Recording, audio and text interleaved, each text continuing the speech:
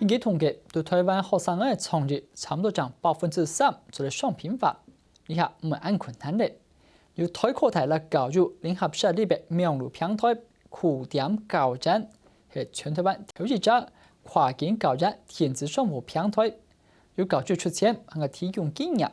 了解到北京唔是边學校合作，按照5年底之前會增加到90間學校。我透過兩種方式來提升大學創業商品的能見度。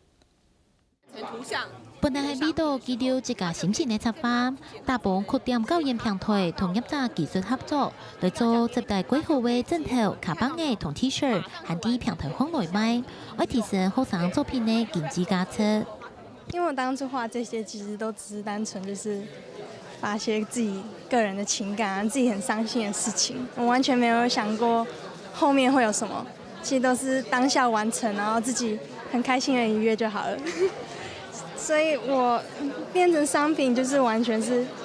就是出乎意料之外。其實企業需要更多的創意點子進來，所以當更多的想法可以被商化的時候，客製其實它是個趨勢。所以對企業而言，我們也樂於在這樣的一個情況之下做一些異業的合作，也就是說共享經濟、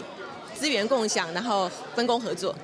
我建立酷點教研平台係認真學校發現，學生嘅雖然有創意，但認真冇經驗，設計唔係一般整，又認真冇本錢，冇辦法有進一步嘅計劃，就請未夠有經驗來合作，我用師傅帶師嘅方式來教學生嘅聽完成夢想，經驗未有錢好賺。平台嘅董事長黃炳基係民農客人，認真歸從事客家文化，伊就計劃能擺我用平台來推廣客家。準備入大學。然後按照客家學院了，會做創意，比如說客家車用嚟賣，板條用嚟做啊，就把創意嘛。按後生嘅都做安尼嘅創業，按將來都要量嘅為主啦。